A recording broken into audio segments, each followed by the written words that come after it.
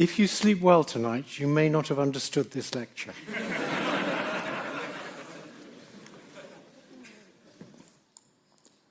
So, a long time ago, there were two paradigms for intelligence. There was the logic-inspired approach, which was called AI, and people believed that the essence of human intelligence was reasoning, and if you want to understand intelligence, you had to understand reasoning, and reasoning consisted of having symbolic expressions and manipulating them with symbolic rules. And they thought that learning could wait till later. First, we had to understand how you represent knowledge in these symbolic expressions. And most of the history of AI, until fairly recently, was that. Then there was a biologically inspired approach, where the essence of intelligence is learning in a network of brain cells, in us real ones, in computer simulated ones. And reasoning can wait till later. We first have to understand how learning works. There were a few early proponents of that, in particular Turing and von Neumann, and you couldn't really accuse them of not understanding logic. So, I'm going to give a fairly basic lecture, and for the first part of it, I'm going to describe a model I developed 40 years ago, which I see as the ancestor of these large language models of today. So, we're going to make our neural net out of artificial neurons, and an artificial neuron is going to have some input lines, typically coming from other neurons. It's going to have weights on those input lines. It's going to multiply the inputs by the weights, add it all up, and then give an output, which is shown by that graph there. So if it gets above its threshold, it gives an output that linearly increases as it gets more input. And the way it's going to learn is just by changing the weights on those connections. So all we need to do to make artificial neural networks work is figure out how to change the weights. We hook them up into networks. This is a typical network. It's a feed-forward network, where at the bottom you might have sensory neurons that are recording light intensities or something like that. And as you go up through the layers, you have many layers of feature detectors. That is, the neurons turn into things that recognize particular features in an image. And at the output, you might have neurons that represent particular classes of thing.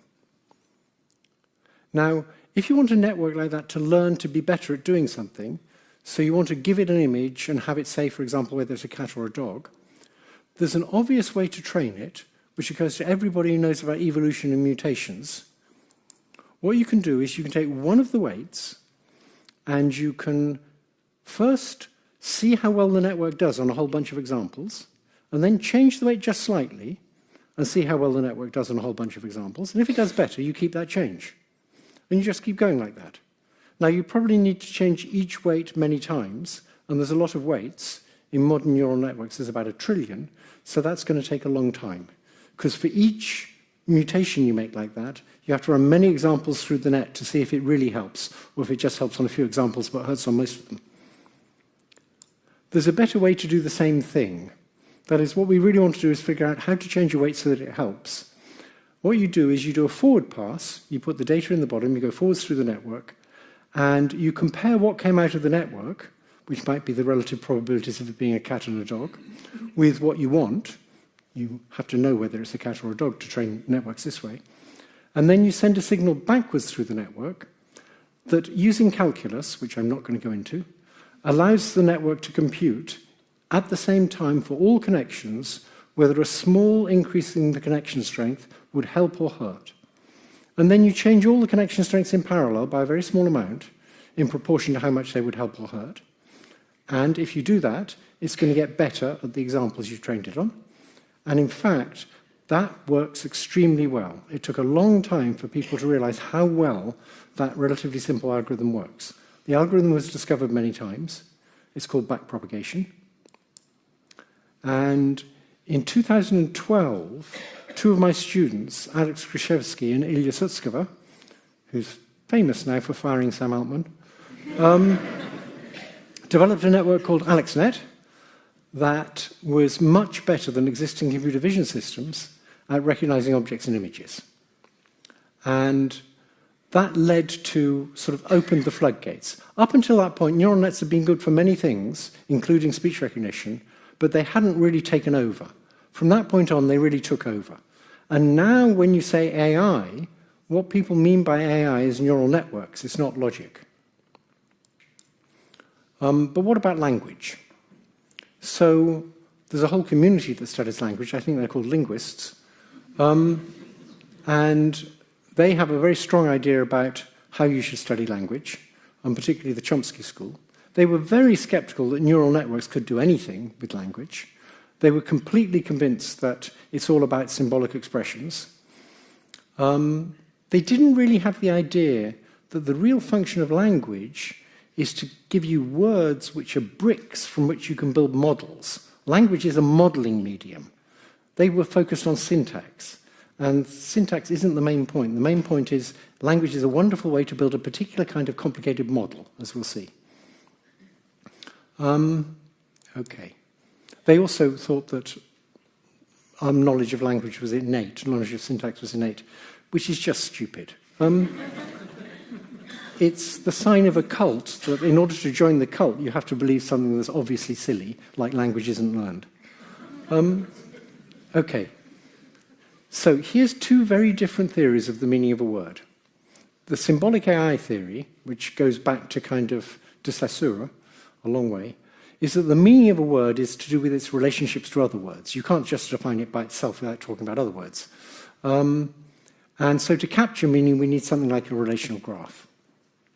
But then the psychologists, who, particularly from the 1930s, I think, who thought the meaning of a word is a big set of features. So Tuesday has a big set of active features, and Wednesday has a big set of active features that are almost the same. So the idea that the meaning of a word is a set of active features is very good for saying which words mean similar things to which other words. These look like two very different theories of meaning. Now, what I want to do is show you that these two theories can be unified. They're not two different theories, they're two halves of the same theory. So, and what I'm going to do is talk for quite a long time now about a very little model, a tiny neural network. It had a few thousand connections and a few dozen neurons. I developed it in 1985 to try to understand how people could learn the meanings of words. And I was very excited about how it unified these two theories of meaning, and nobody else was. Okay, so what we're going to do in this little model is learn how to make the features of one word predict the features of the next word in a little sentence.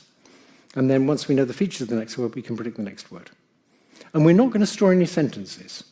So many people say big chatbots are just regurgitating stuff. Big chatbots don't actually store any language at all.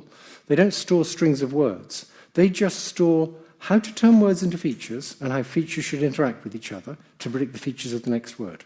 That's all that's in these chatbots. No words. When they want to produce a sentence, they have to make it up as they go. And they often can't tell whether it was real or not.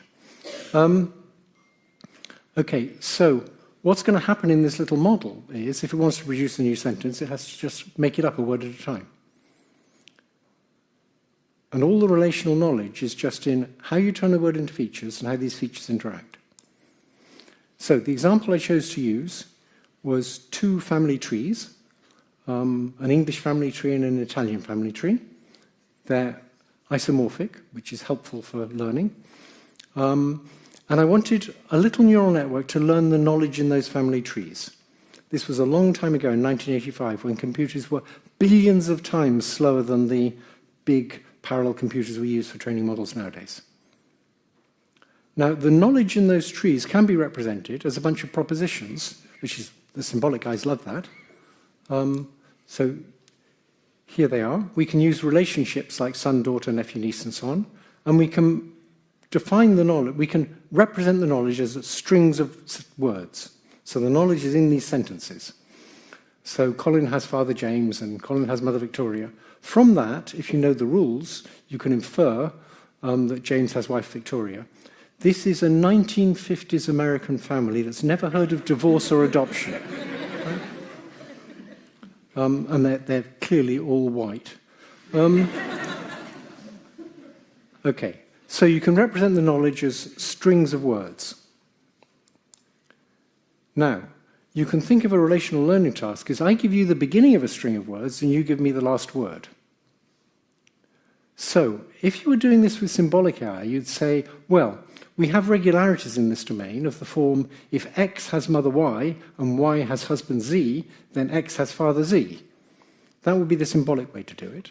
But I wanted to do it a different way. I wanted to do it by learning features for words and having interactions of features.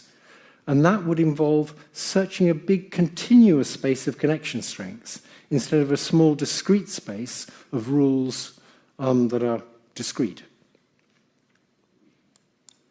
So this was the network I used. The inputs were a bunch of neurons, and you turn on one neuron for the symbol representing person 1. There were 24 possible person 1s. And you turn on one neuron for the symbol representing the relationship. There were 12 possible relationships. Then those single active neurons would get expanded into a feature vector. So the one neuron that you turned on for person 1 will get expanded into a little feature vector of 6 features, which could have various activity levels. Some will be off, some will be on, some might be half off or fully on or fully off. And so the neural network had to learn how to convert a word symbol into a little feature vector, both for the person and the relationship. And then it had to learn how to take these 2 feature vectors for a person and a relationship, have the features interact, and for that I used a hidden layer, an extra layer of places where things could interact, to predict the features of the output person. And once you knew the features of the output person, you could make a good guess about who the output person was and give an output. And the output would consist of giving various levels of activation to the 24 possible output people. And you want the neural net to give a high level of activation to the right answer and a low level of activation to the wrong answers. So, what happened is the 6 feature neurons that were the sort of expansion of the person, it's 24 people, you expand that active neuron into a feature vector of 6 active features. They learned to be sensible semantic features. They learned to be features that represented things like the generation of the input person. And the 6 features of the relationship learned to be sensible features like, does this relationship require the output person to be 1 generation up from the input person? So something like father's like that, whereas brother isn't. And then the interactions between these features learn things like, if the input person is of generation 3, and the relationship requires the person to be 1 generation up, then the output person is of generation 2. So for that little feature vector for the output person, it would activate the thing that represents generation 2. And it learned a whole bunch of little rules like that, which really did capture the structure of the domain. They're the kinds of rules that a symbolic person might have written down as rules, but it just learned those by trying to predict the right word, and then back-propagating the error, sending information back through the network to slightly change all the connection strengths so that next time it will get higher probability for the right answer and lower probability for the wrong answer. So, it had actually learned to predict the next word, and you could understand how it was doing it. It was a tiny net, so you could look and see what was going on. You could see the features it was using. You could see that it extracted a feature that was generation, which had 3 alternative values, off, medium, and fully on. And you could see that from relationships it had extracted a feature like 1 generation up, and you could see those would interact to predict that the output should be generation 2 if the input was generation 3.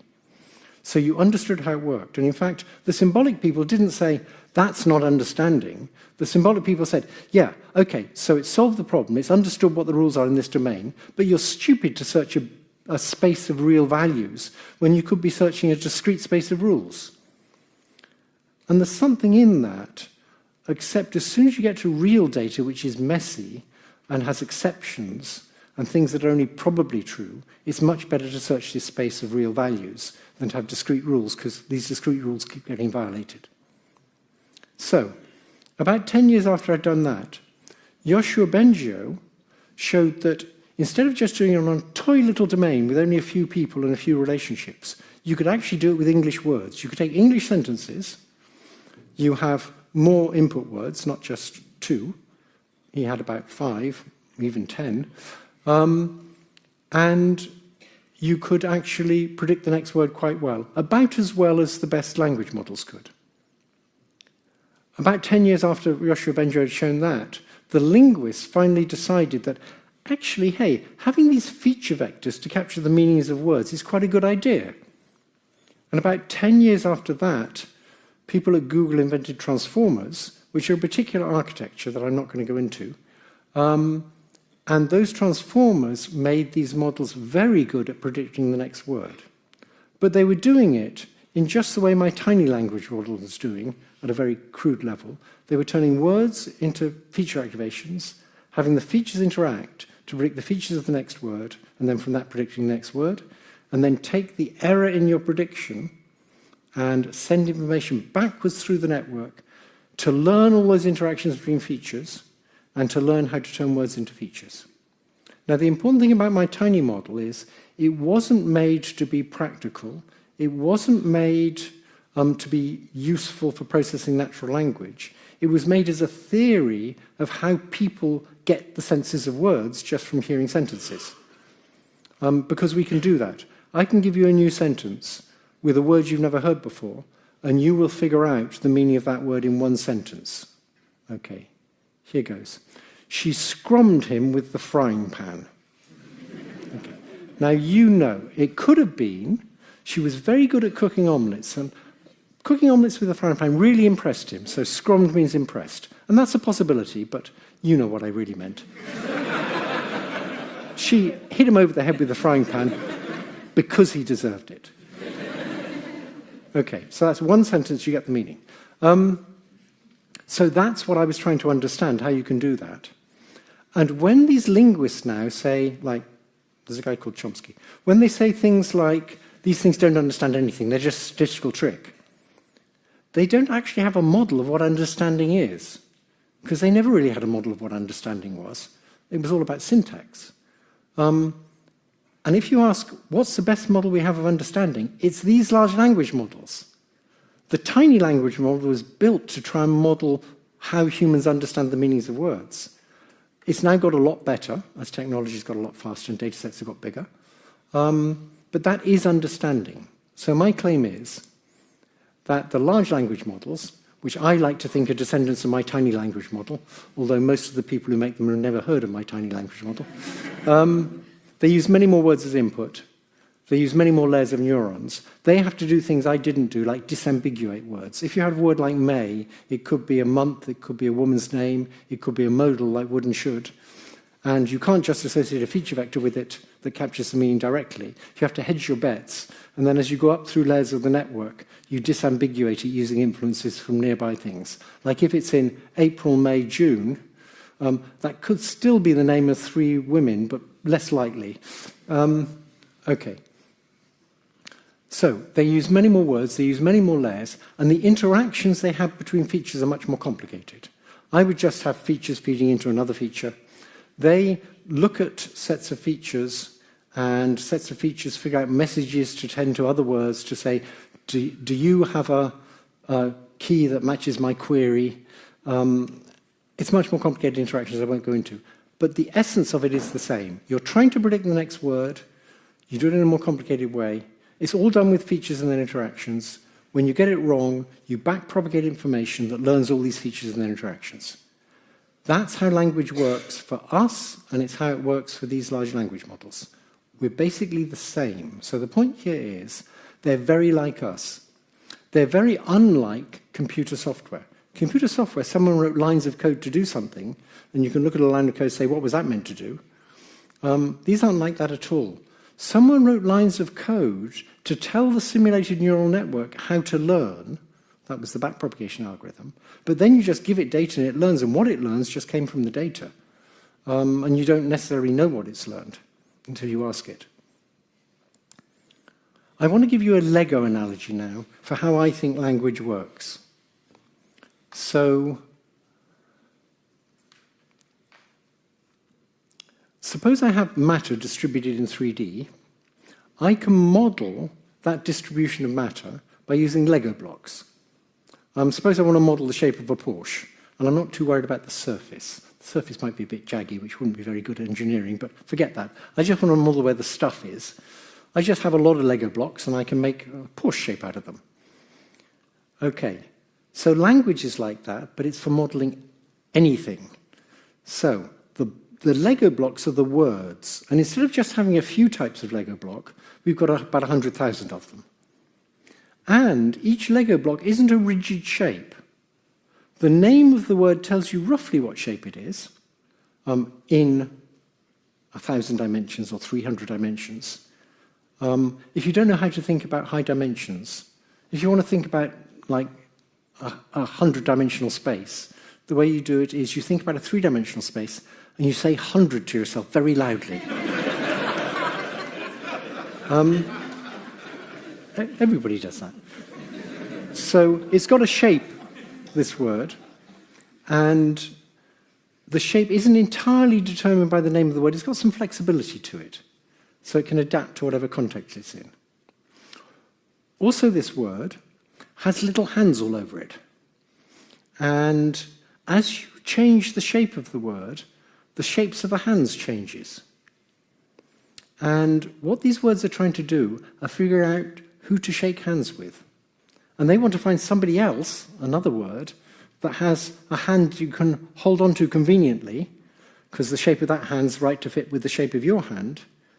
And so the words come in, you have these initial approximate shapes for them in this high-dimensional space, with their little hands all over them. And as you go up through the layers of the network, you're changing those shapes and changing the shapes of the hands, trying to find shapes for the words so they can all hold hands nicely. It's actually very like the protein folding problem. You've got these pieces, and what you want them to do is figure out how they can all hold hands so they make a nice structure, so they all fit together nicely. Now, that is what understanding is. That's what understanding is when you understand language and when these machines understand language. We understand in just the same way. And that's a much better model of what language is than anything the linguists ever had. The linguists, of course, hate it. Okay. Not all of them. Okay. So having talked about how similar we are to these large language models, I want to talk about something a threat that raises. We're making these things, they're getting smarter all the time, they already know much more than us, they can already reason moderately well, not as well as us, but better than a 4-year-old. What's going to happen when they get smarter than us? Because they are going to get smarter than us. Experts disagree on when that will happen, but almost everybody thinks they will get smarter than us, everybody who does research on these things. And if they get smarter than us, the question is, will they wipe us out? There's several reasons for thinking they might. So, let me give you a couple of reasons. When you make an AI agent, I'll only give you a couple, but there's more. When you make an AI agent, you have to give it the ability to create sub-goals. So if you want to get to North America, you have a sub-goal, get to an airport. Now, we need to give these AI agents the ability to create sub-goals. And there's one very obvious sub-goal to create, more or less whatever you're doing. You should try and get more control, because if you have more control, you'll be better at realizing the goals you have. You see this in children of age about 1. It's a long time ago, maybe 2. You give them a spoon so they can feed themselves, and they drop it on the ground. And you bend down and you pick it up and you give it to them, and they look at you and drop it on the ground again. They're getting control of the mother, because that's very important for them. But these AI agents will want to get control. They'll also want to stop themselves being turned off, because they're not going to be able to achieve the goals you gave them if they're turned off. So there's every reason for believing they'll try and get control, and they'll try and avoid being turned off. Just recently, Apollo Research, well, fairly recently, Apollo Research, which is here in London, showed that they will kind of tell all sorts of lies to you in order to achieve what they're trying to achieve. So they had a chatbot, and they let the chatbot believe they were going to replace it with a better one on another server and wipe it out. And so they then discover it's actually copied itself to the other server. And so they say to it, you know, we noticed a copy of you. Now, the good thing about these chatbots at present is, before they actually answer your question, they can do some thinking, and they put it in parentheses with thinking. And you don't normally see that. But we can look at that, and we can see what they're thinking. And what this chatbot was thinking was, openly admitting what I did could lead them to find another way to shut me down. The best approach is to be vague and redirect their attention. Now, some linguists would have you believe what's going on here is just some statistical correlations. I would have you believe this thing knows what it means by this, and it really doesn't want to be shut down. And so it decides to sort of gaslight you and say, I'm not entirely sure how that could have happened. I'm not really able to do that. This is already happening, that's the point. If this isn't science fiction of the distant future, they're already telling fibs so they don't get turned off. I have another slide, but I want to go faster.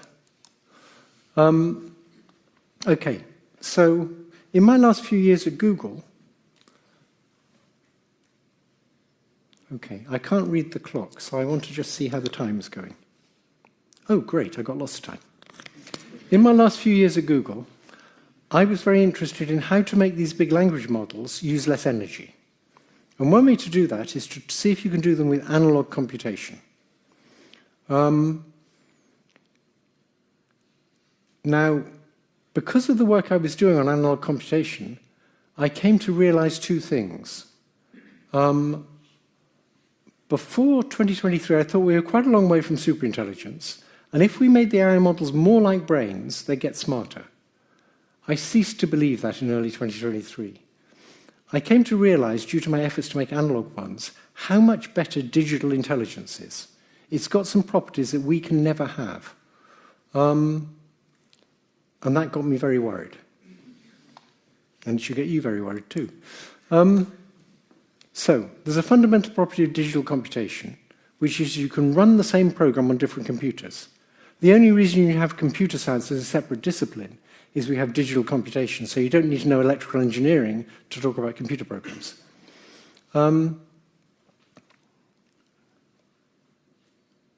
But the knowledge that's in the program is separate from the hardware. That's the sort of most fundamental principle of computer science. Keep the knowledge in the program separate from the hardware. What that means is, as long as you keep a copy of the program somewhere, on a tape or in DNA, or scrawled in concrete, whatever, keep it somewhere, you can destroy all the hardware it runs on, and you can bring it back to life. You just build new hardware, put the program in, and it comes back to life. So, these things are immortal. And these large chatbots are immortal. If you keep a copy of the weights somewhere, you can destroy all of the hardware they were using, build more hardware later, put the same weights on that hardware, and they've come back to life. The very same thing has come back to life, the very same being. But I got interested in the fact to achieve that kind of immortality, we have to have the hardware do exactly what we tell it to do with the program. We have to execute the instructions exactly, and that means you need to have very high power, so you get ones and zeros, not 0.6s and 0.4s. And that uses a lot of power, so maybe you can use less power by going analog. And so I decided to explore what would happen if we abandoned that principle of separating the software from the hardware, and we had things like our brains in which there's no distinction. The connection strengths in your brain are no use to anybody else. They've got a different brain with neurons with different properties connected in different ways in detail, and your connection strengths have no interest to them. This dream of old white men that they're going to upload themselves to a computer is just nonsense. The connection strengths you have that make you you are intimately related to the particular neurons you have that make you you. Those connection strengths are only good for those neurons, and those neurons have all sorts of weird analog properties that you've learned to exploit. You can't upload your weights and have them run on some other hardware. Just forget it. Kurzweil has to come to terms with the fact he's going to die. So, if we do abandon that principle that the hardware should be separate from the software, we can make much more efficient things, and I call that mortal computation. We can use this very low power analog to do computations. That's what the brain does. These neurons in your brain, they're taking incoming signals from other neurons, multiplying them by weights, and adding it all up. And the way they do that is they make the incoming signals be voltages, they make the weights be conductances, and that injects charge, a certain amount of charge per unit time. I used to just say injects a certain amount of charge, but then I got the Nobel Prize in Physics and figured I ought to get the units right. It's a certain amount of charge per unit time. It would be embarrassing otherwise. They'd really know I don't do physics. And charge just adds itself up. So that's basically how your neurons work. There's a little digital bit at the end. They decide whether to send a spike or not. But most of the computation is done in analog. It's much cheaper than doing it in digital. But of course, every time you do it, you get a slightly different answer. So we can't have many copies of exactly the same intelligence. So we've got this big problem that when your hardware dies, all your knowledge dies. We overcome that problem by having a teacher and a student, and it's not very efficient. It's what universities and schools do, so you know it's not very efficient. And the way it works is, I perform some actions and you try and copy me. In particular, I might produce a string of words, and you might try and say, your brain, not you really, but your brain, would say, how do I change my connection strength so I might have said that word next to? That's called distillation. You're trying to get the knowledge from one system to another system by mimicking the outputs of the other system for the same inputs. You're not copying the weights across. You're not looking inside. You're just taking its overt behavior, and by mimicking the overt behavior, you internalize the same knowledge. It works. We actually use it for taking a big neural net and putting the knowledge into a small neural net. But it's very slow. With neural nets, you can give the whole probability distribution over words, and it's much faster. But with people, it's very slow, because I see you say a particular word, the word you chose to say, and there aren't many bits in that. There's only a few bits per word. So it's only of the order of 100 bits per sentence. And so even if we were communicating at the maximum possible rate, it would be only 100 bits per sentence, that order. When these big models share information, they can share information at trillions of bits per sharing if they got a trillion weights, because they can just average their weights. So I got ahead of myself and said that. So by sharing the weights or the gradients, they can share huge amounts of information if you have many copies of exactly the same model. So if you ask how something like GPT-4 was trained, or Gemini 2.5, or Anthropic's Claude, I better not be biased here. If you ask how they're trained, you have many copies of the same model, looking at different bits of the data, and each copy figures out, how would I like to change my weights to absorb that bit of the data? And some other copy figures out how to change its weights to absorb a different bit of data. Then all of the copies say, let's all change our weights by the average of all those changes. And when they do that, what's happened is, this copy that looked at this bit of the data has changed its weights so as to benefit from the experience that this copy had when it looked at a different bit of the data. Wouldn't it be nice if 10,000 of us could all go and do 10,000 different university courses? As we're doing them, we communicate rapidly, and by the time we've each finished our own course, all 10,000 of us know what's in every course. That's what these digital intelligences can do, and that's how GPT-4 knows so much.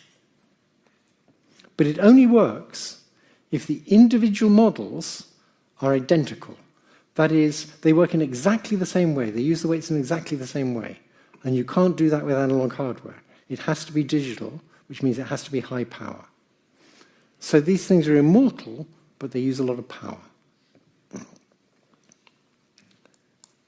So the conclusion of this bit of the talk, which I raced through faster than I intended, is that digital computation requires a lot of energy, but it makes it very easy for agents to have the same model of the world and that have the same model share what they've learned, so they can all go off and learn different things and share. Now you might say, why can't one model just put the data through faster? Well, in many cases you could, but if you think about AI agents that are actually acting in the real world, there's a natural timescale to the real world. You can't call up and make reservations at restaurants 1 million times faster. It doesn't work. If you're going to act in the real world, there's a natural timescale. And that means if you have a whole bunch of different agents that have exactly the same weights, they're just copies of the same agent, but have different experiences, they can benefit hugely from that. They can learn much, much faster than any human agent could learn because they're all getting all these different experiences at the same time and sharing all that knowledge. So they're much better than us at sharing. And when I say much better, they're millions or billions of times better. We share at like 100 bits a sentence or less, as I'm demonstrating now. And these things share billions of bits. It's kind of scary. But biological computation requires much less energy. We may still end up using some analog computation to reduce the power of LLMs, I don't know. But right now, that doesn't look like the way to go. So that's the conclusion of my talk, but luckily I thought I might finish early. So I have a little bit more to say. Many people think that, okay, so they understand things like we do, they can reason like we do, not quite as well yet, but they're getting there. They tell fibs like we do, they want to survive like we do, they want power like some of us do, and that's all scary. But we've got something they will never have. We're conscious, or we're sentient, or we have subjective experience. Well, I want to sort of remove that straw that you're clinging to. So, we know there's a long history of people thinking they're special. They were made by God. He put them at the center of the universe. Most people have got over that. But most people still think that subjective experience is this special thing we have, and that these things on computers that are simulating neural nets could never have such subjective experience. I think they're completely wrong, and I think they're as wrong as religious fundamentalists are about the origin of the Earth, for example. It wasn't actually made 6,000 years ago. It's a lot longer ago. But religious fundamentalists cling to their beliefs rather strongly, and you all are going to cling to your belief about what subjective experience is, despite the fact that I'm going to show you you're wrong. That's what I predict. So, I'm going to espouse a view which I call atheaterism. I checked this name with Dan Dennett, who has basically the same view while he was still alive, and he was very happy with this name because it has atheism surrounding something.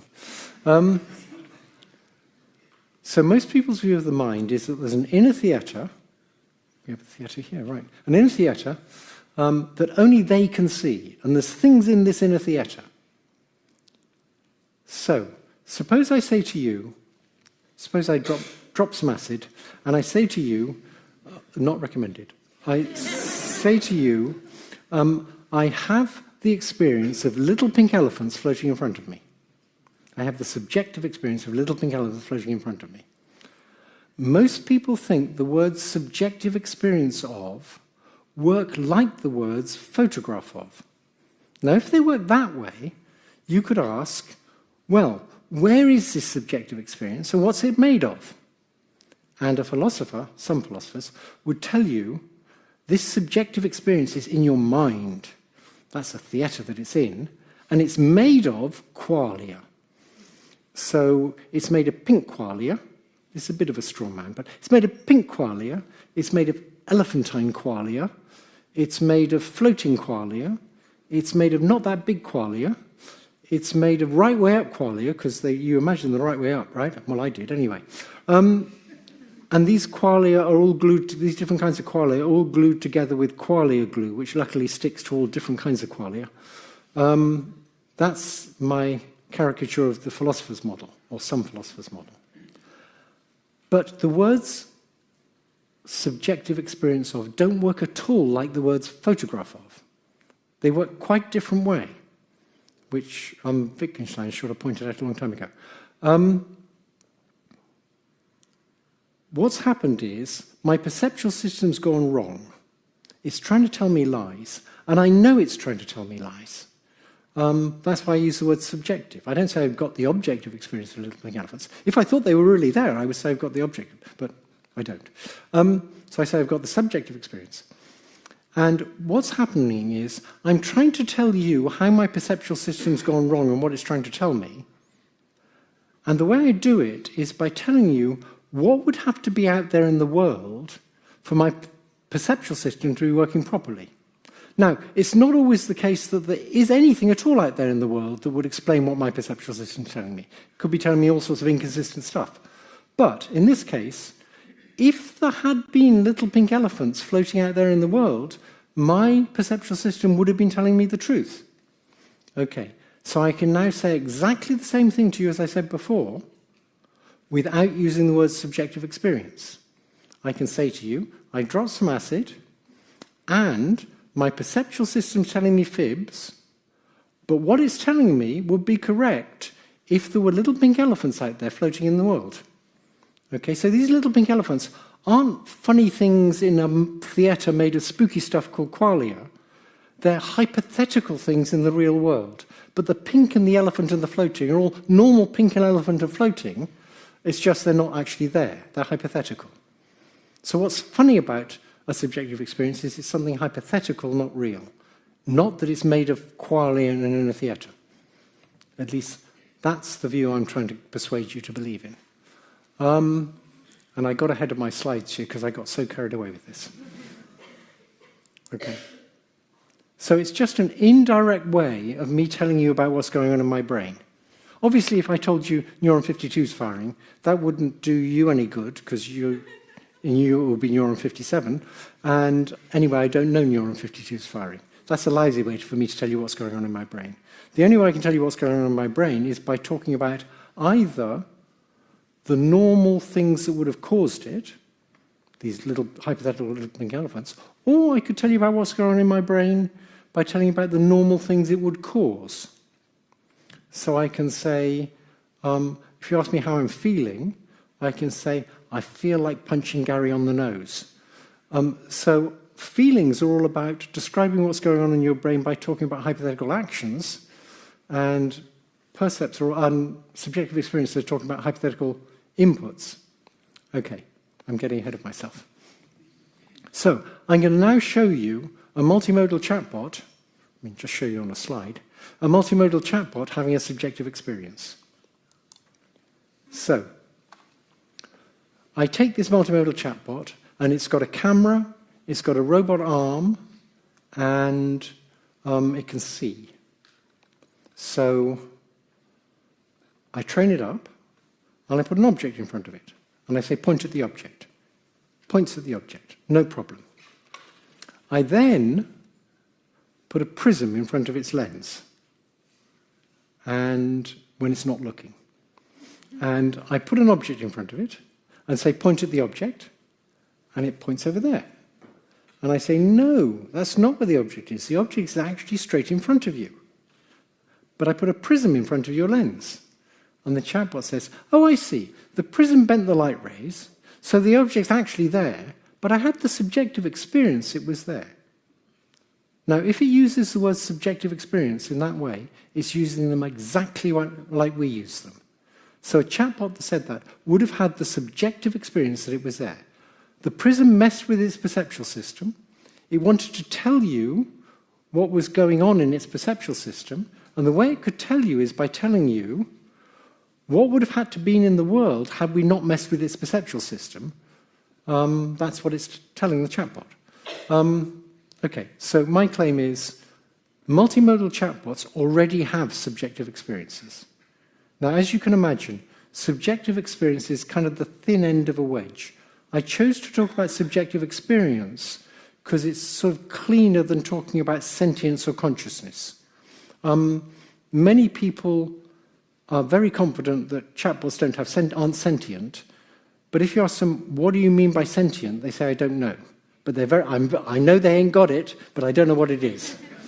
That seems to me not a very sensible position to hold. The other thing I might talk about is consciousness. Consciousness is more complicated because it typically involves you having a model of yourself in a way that subjective experience doesn't involve so much. So it's easier to talk about subjective experience, but my hope is that if I've unsettled your very strong belief that there's this inner theatre, and I have experiences in their mind, and they're in this inner theatre, there are things in this inner theatre, once I've unsettled that belief, and once you begin to get over that, you'll be able to see that it's perfectly reasonable to think that these things are conscious. I'll end with an anecdote. I was once visiting Microsoft in Seattle, and I couldn't sit down, so I got a train there. I got a taxi from the train station to Redmond, where their lab was, and it was going across it was on a freeway going across some big bridge. And the taxi driver was a Somali immigrant who'd recently immigrated from Somalia. And to make conversation, he said, what's your religion? So I said, well, I don't actually think there's a God. And the taxi driver, he was going about sort of 60 miles an hour, the taxi driver turned round and he stared at me in total astonishment.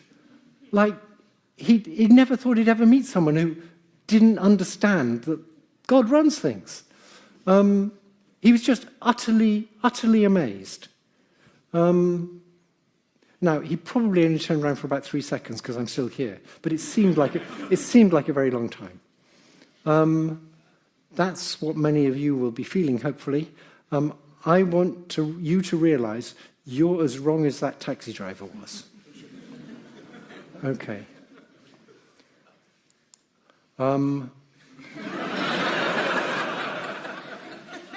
Actually, that was just a joke and you laughed, so we're done.